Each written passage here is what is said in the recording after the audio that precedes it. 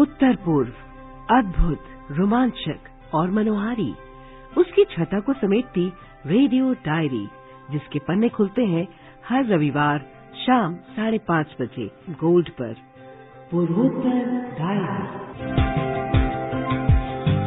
समाचार सेवा प्रभाग के कार्यक्रम पूर्वोत्तर डायरी में आप सबका स्वागत है। नमस्कार, मैं हूं प्राची प्रिया। आज हम आपको पूर्वोत्तर के राज्यों की अद्भुत विविधता और विकास यात्रा की कुछ अनकही कहानियां सुनाने जा रहे हैं। आइए पूर्वोत्तर की अनूठी संस्कृति, परंपराएं और प्राकृतिक सौंदर्य की यात्रा पर निकलते हैं। पूर्वोत्तर डायरी। पूर्वोत्तर भारत, जिसे देश के भविष्य का पावर हाउस कहा जाता है, ये तेजी से विकास का इंजन बनकर उभरा है। प्रधानमंत्री के दूरदर्शी नेतृत्व में सभी परियोजनाओं को समय पर पूरा करने के सभी प्रयास जारी हैं।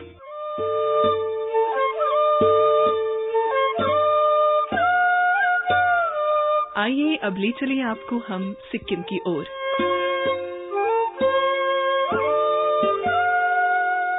माताओं के सम्मान में पेड़ लगाने को प्रोत्साहित करने वाला यह अभियान प्रकृति और मातृत्व के बीच पोषण के बंधन का प्रतीक है। अपने दौरे के दौरान राज्यपाल ने एक पेड़ मां के नाम प्लांट फॉर मदर अभियान के तहत एक पेड़ लगाया।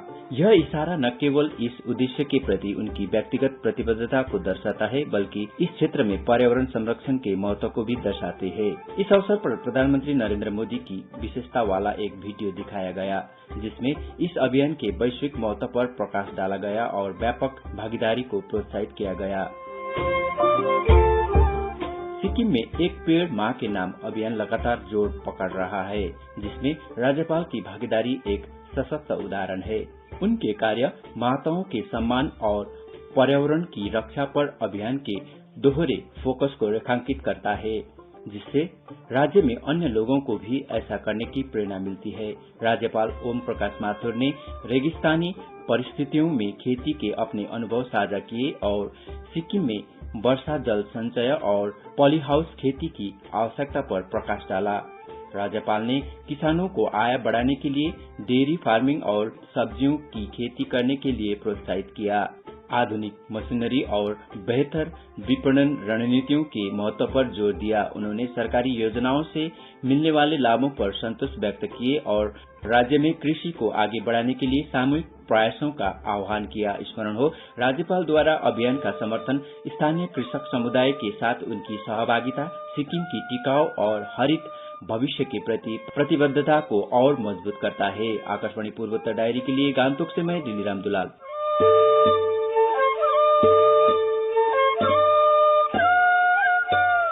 कृषि के क्षेत्र में पूर्वोत्तर की जैविक क्रांति एक स्थायी भविष्य की दिशा में अग्रसर है।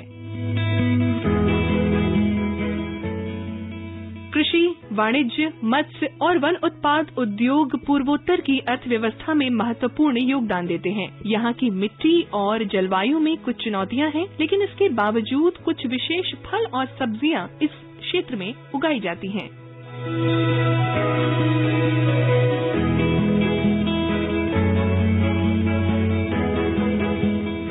अब हम मणिपुर की ओर चलते हैं, जहाँ की जैव विविधता और सांस्कृतिक धरोहरों के बारे में हमें बताएंगे हमारे इम्फाल से संवाददाता जे थोकचोंग। मणिपुर की जैमैंग झील प्रकृति की एक अनोखी रचना है और कांगपोकपी जिले में मराबोउ रेंज पर लगभग 7,252 की ऊंचाई पर स्थित है। यहाँ मणिपुर में कोबरू रेंज की एक विस्तारित श्रृंखला है।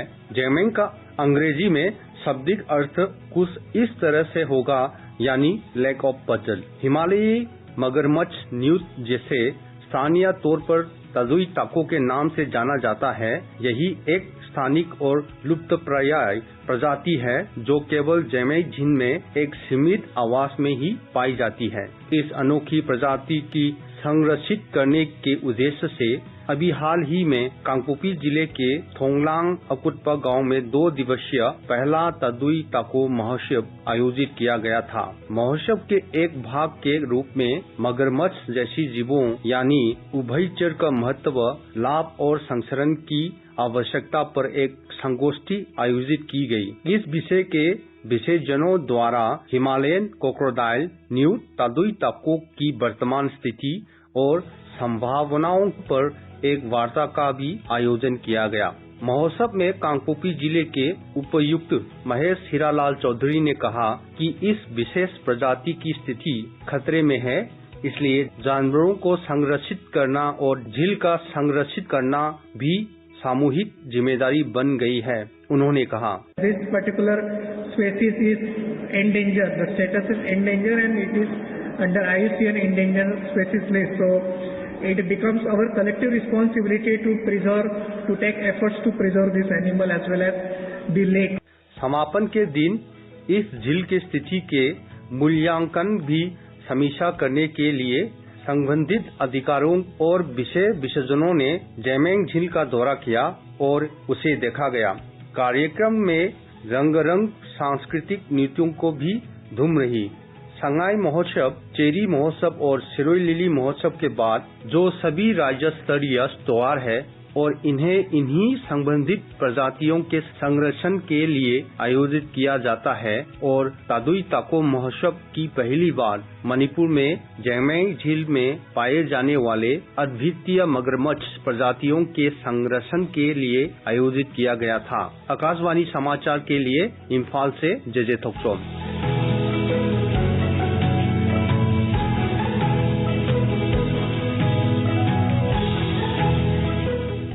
मणिपुर एक ऐसा राज्य है जहां विभिन्न जातीय समूह साथ रहते हैं और इसकी समृद्ध सांस्कृतिक विरासत है। राज्य की युवा पीढ़ी इन जातीय समूहों की लोक कलाओं के संरक्षण और प्रचार में महत्वपूर्ण भूमिका निभा रही है। लकड़ी पर नक्काशी एक ऐसी कला है जो सभ्यता के अतीत, वर्तमान और भविष्य की पहचान को उजागर करती है। भारत में दुनिया की सबसे बड़ी युवा आबादी है, जिसमें 10 से 24 वर्ष की आयु के बीच 350 मिलियन से अधिक लोग रहते हैं। 2022 में भारत की आधी से अधिक आबादी 25 वर्ष से कम आयु की थी और 65% से अधिक आबादी 35 वर्ष से कम आयु की थी। इस जनसंख्यांकी लाभांश को किसी राष्ट्र की सफलता और प्रगति के लिए एक महत्वपूर्ण कारक माना जाता है। इसलिए भारत सरकार ने विभिन्न क्षेत्रों में उनकी ऊर्जा, विचारों और आकांक्षाओं को राष्ट्र के विकास के लिए प्रेरित करने के उद्देश्य से विभिन्न पुरस्कारों की शुरुआत की। ऐसा ही एक प्रयास है युवा प्रतिभाशाली कलाकार पुरस्कार, जिसे संस्कृति मंत्रालय के अंतर्गत उत्तर पूर्व क्षेत्रीय सांस्कृतिक केंद्र द्वारा लोक कलाओं के विभिन्न क्षेत्रों में युवा प्रतिभाओं को प्रोत्साहित और मान्यता देने के उद्देश्य से दिया जाता है। इस वर्ष उत्तर पूर्व भारत के 17 युवाओं को लोक कलाओं के विभिन्न क्षेत्रों में ये पुरस्कार प्रदान किया गया है, जिनमें मणिपुर के 4 प्रतिभाशाली युवा कलाकार भी शामिल हैं। इनमें थोकचोम लांसना देवी को मणिपुरी लोकगीत के लिए, हंजाबम लोइजिंग देवी को मणिपुरी शास्त्रीय नृत्य के लिए, नामी राकपम अप्रला देवी को चित्रकला के लिए और ए वंगुमीखन को लकड़ी की नक्काशी के लिए पुरस्कार मिला है। ये सभी 125 आवेदकों में से चुने गए 18 पुरस्कार विजेताओं में से हैं, जो उत्तर पूर्वी क्षेत्र के विभिन्न राज्यों से थे। पूर्वोत्तर डायरी से बात करते हुए पुरस्कार विजेता ए वंगुमीखन ने कहा कि नक्काशी मणिपुर की संस्कृति का हिस्सा है और वे भविष्य की पीढ़ियों के लिए इस संस्कृति को संरक्षित करने के उद्देश्य से लकड़ी की नक्काशी पर शोध करना चाहते हैं। उन्होंने कहा, Because of schooling, I can't concentrate. So after my 10 plus 2, I want to keep my full concentration in this art, but I have financial problem. So after my 10 plus 2, I dropped my college. I dropped everything, but there's one school called Institute called KPJ Artisans Institute in Bangalore, which is sponsored by Canara Bank. And everything is free.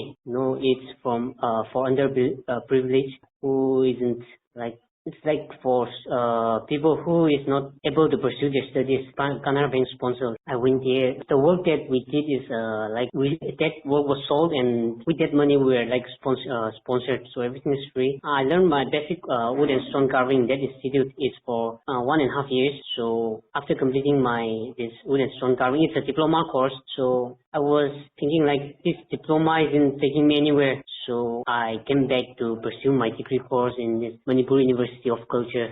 I learned all types of wood carving, fiber casting, clay modeling, everything I learned from this Manipur University of Culture. I want to pursue my master again because I want to know a little bit about this sculpture, like carving and all, it's like a part of my culture. So I want to research more on that. As of now, I'm pursuing this Master of Fine Arts in Sculpture in Tripura University. I don't think that I won't be able to select, but I'm overwhelmed with gratitude and humility about receiving the award. And I never expected to be selected, considering the exceptional talent surrounding in me. However, with the support of friends, families, and community, I'm overwhelmed with gratitude. As of now, I'm doing my master's degree, as I've mentioned, but if possible, I want to pursue my PhD degree. So I was planning to research more about our culture. That is like, as I mentioned, this wood carving is part of my culture. There's many carving patterns that is left behind. This most of the elder generation, they are almost carving that is they do not know properly what. As they get older, they are about to forget. Like traditions is almost about to extinct. If possible, I was thinking I want to pursue more and I want to research more about our traditions.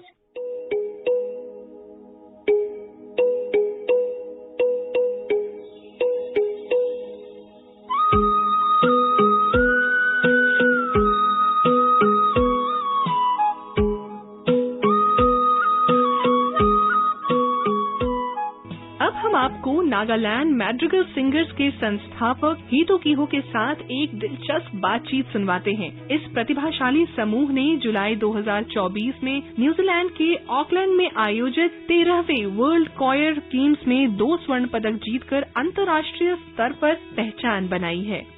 हितो कीहो द्वारा सितंबर 2023 में स्थापित इस coir ने contemporary music, mixed voices और mixed chamber coir श्रेणियों में प्रतिस्पर्धा की।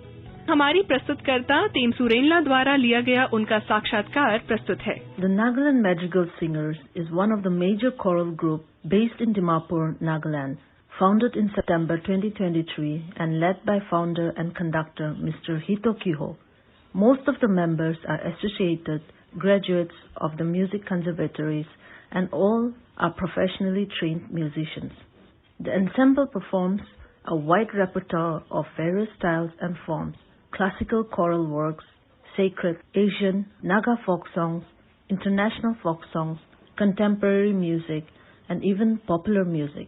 The Nagaland Madrigal Singers has performed for various occasions for the Ministry of Culture, namely Vividta Ka Amrit Mahotsav at Rashtrapati Bhavan in New Delhi for the President of India, and Adi Mahotsav organized by the Ministry of Tribal Affairs.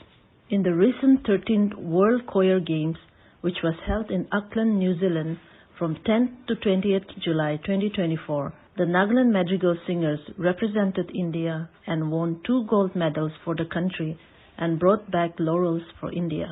Today we have Mr. Hito Quiho, the founder and conductor of the group, with us. First of all, how does it feel to win gold medals at the World Choir Games 2024? It just gives us an immense pleasure, actually, to have declared the gold medal in the World Choir Games. See, the Nagaland Madrigal Singers, our dream and vision is to elevate choral music in India and particularly in Nagaland as well. And one of our very important vision is we want to bring out our rich culture and tradition through music to the outside world. And so, not just winning the gold medals, but we were also able to demonstrate and bring our culture to the outside world. So that gives us a lot of pleasure to be able to do that. Yeah. And I'm sure a lot of preparation has gone into it. So can you tell us a little bit about the preparations and if there was any challenges that has been faced leading up to the competition? TNMS comprises of singers who are all musicians. Yeah, and they are all professionally trained musicians. So that's one plus point when it comes to preparation. The other thing is they're all professionals and they are teaching here and there. They are working. And unlike other musicians, so we don't have a specific time. Sometimes our classes, our assignment goes until late in the evenings, like around 6:30, So I think one challenge was that trying to set our rehearsal time where everybody can come in together, because it's not a small group. And we started in 2023. That was in the month of September. And since its inception, we have decided as a team that we will compete in the World Choir Games, and that was 13th World Choir Games. So here and there we have been performing for the Ministry of Culture in Delhi and around, and so there were other rehearsals for those performances as well. Plus, side by side, we also had to rehearse for our World Choir Games. So yeah, there were a lot of challenges, but despite we were able to go through it. Like you have mentioned that it is a large group, it is a choir, and also you were performing at a global stage. So can you tell us a little bit about how did the group manage to maintain the cohesion and the harmony under such immense pressure? One thing that keeps the group going is the positive attitude. Yeah, I always keep mentioning about this. And I think as long as the attitude is right, then everything goes well. So I think there was one thing that even though we were busy performing here and there, going around, yet we were focused in that very thing. We knew that we had to go and we had to do something and bring back something. That was our vision, that was our aim. So yeah, by God's grace, we did it. Okay, so can you tell us a little bit also about the pieces that you have performed in the competition?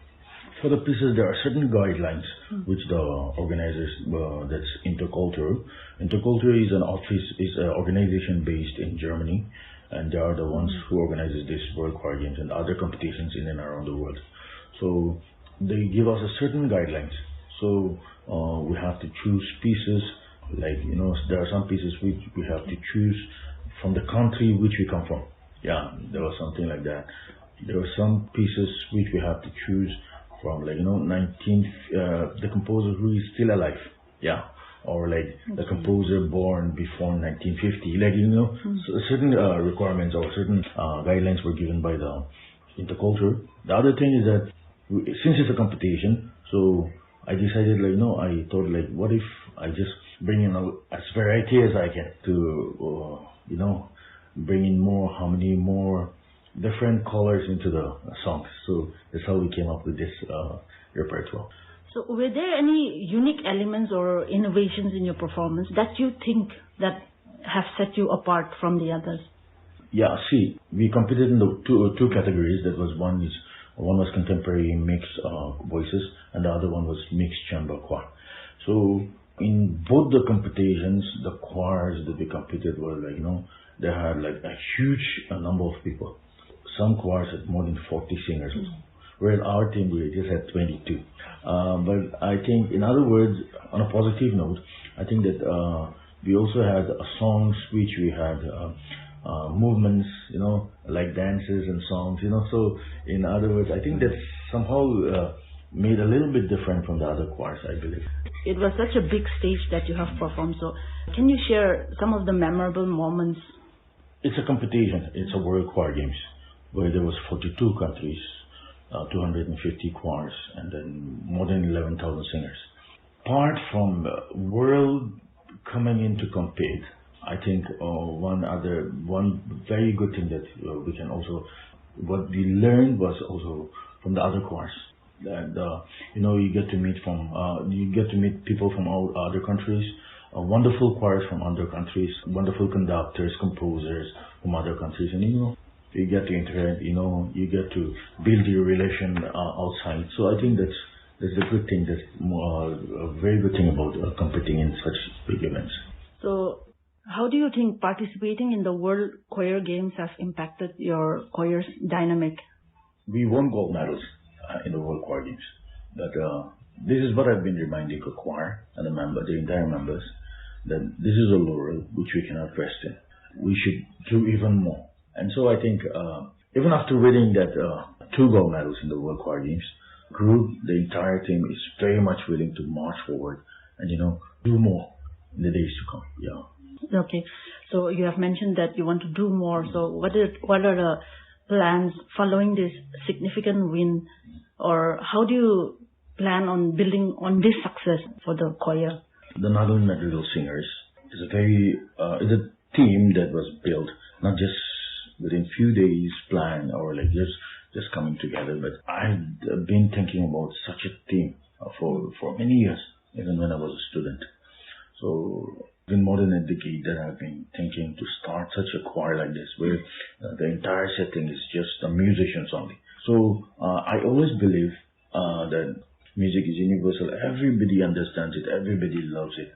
But there are some languages, there are some music language only a musicians understands and feels it. So I've been longing to do such kind of start such thing for such a long time. And so this has come this far. In next month we will be celebrating our 1-year anniversary. And we planned, today we are just 25 of us in the Madrigal Singers. But my dream and our dream and vision is that we want to see, in the coming years, we want to see hundreds of Madrigal Singers, where we want to train musicians who want to come together and sing in a harmony.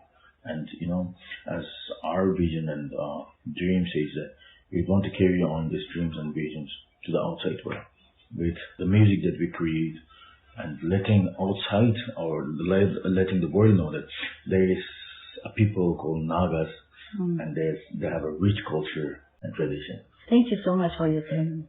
It was a pleasure talking with you. Thanks to you. आपने अभी Nagaland Madrigal singers के संस्थापक हितो किहो के साथ हमारी प्रस्तुतकर्ता टेम्सन रेंगला द्वारा लिया गया साक्षात्कार सुना।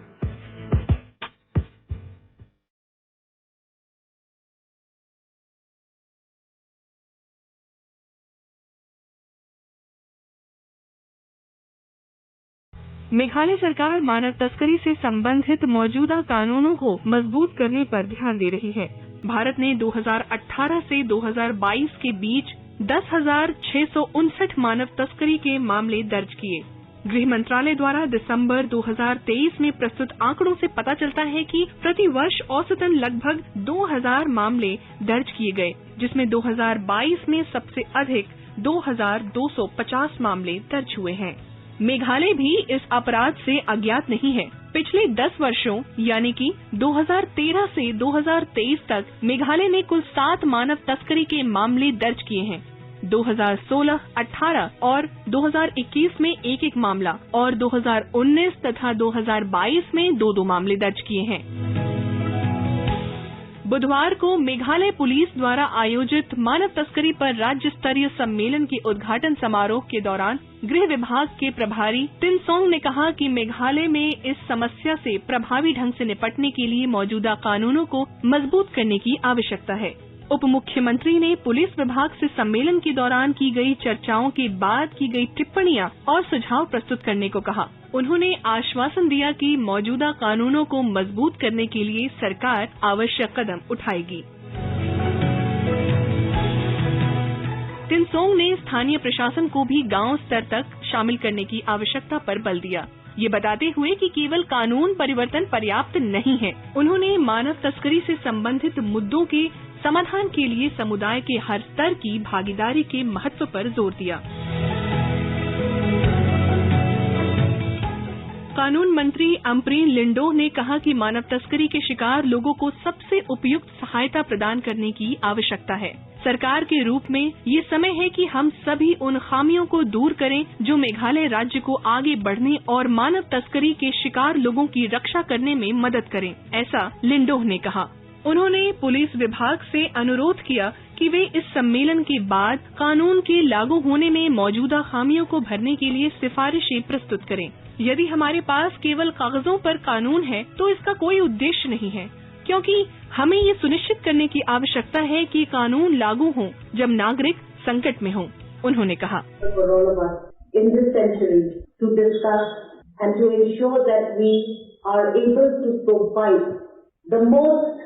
suitable assistance to people who have been trafficked. Trafficking, as Madam Laimon has correctly indicated, sees no bar of sex, age or gender.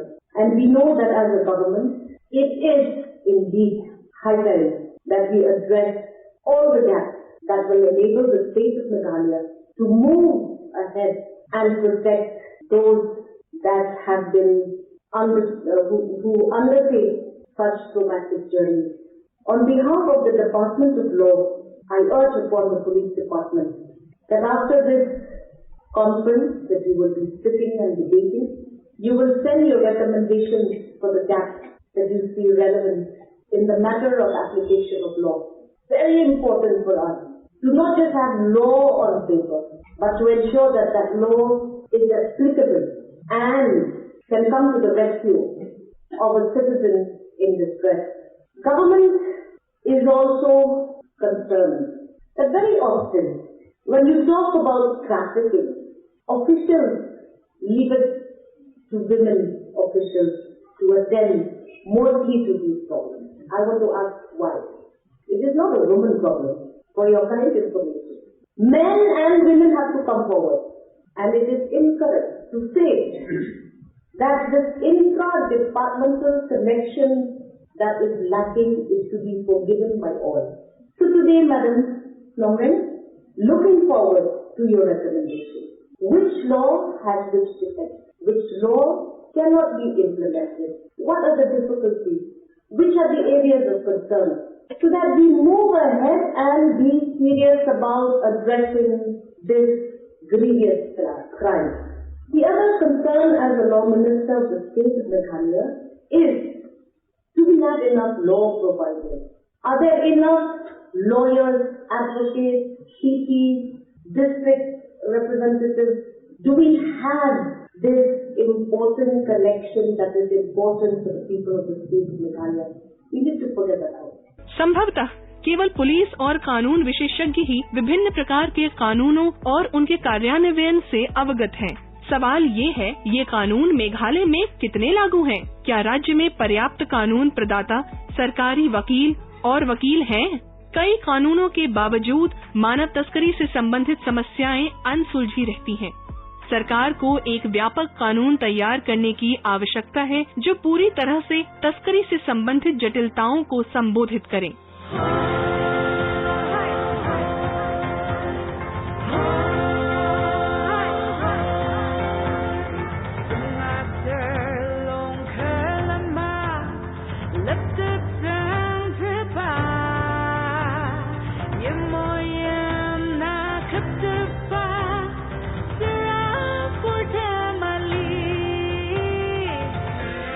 तो साथियों, पूर्वोत्तर की इस रोमांचक यात्रा को साथ तय करने के बाद अब वक्त आ गया है आज से विदा लेने का।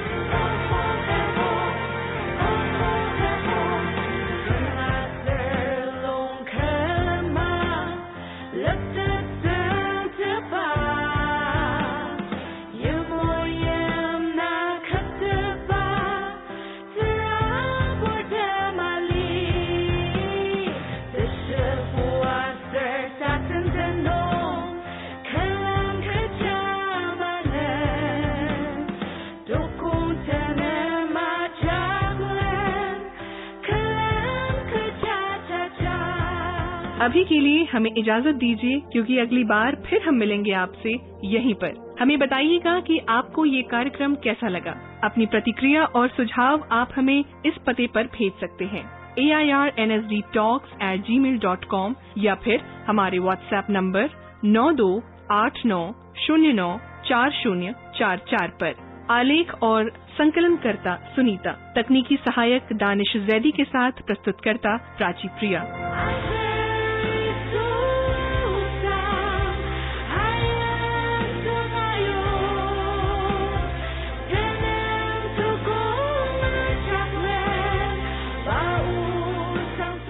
ये कार्यक्रम आकाशवाणी के समाचार सेवा प्रभाग द्वारा प्रस्तुत किया गया।